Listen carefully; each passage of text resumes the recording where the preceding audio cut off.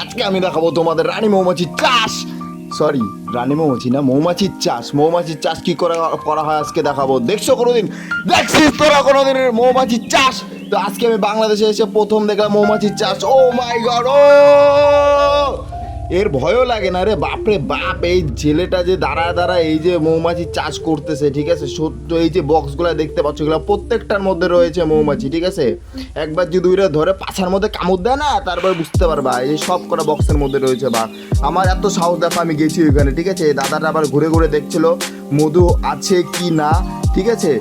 একদম ভয় লাগছিল না দাদার, কিন্তু আমার ভীষণ ভয় লাগছিল, এই জন্য আমি দূর থেকে ভিডিও করে নিয়ে এসেছি, ঠিক আছে।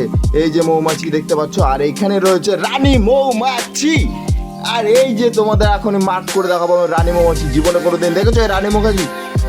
রানী মুখার্জি না, সরি, রানী মৌমাছি, ঠিক আছে। আর যদি তোমরা না দেখে থাকো, তোমরা কিন্তু অবশ্যই অবশ্যই কমেন্টে জানাবে। ও মাই গড!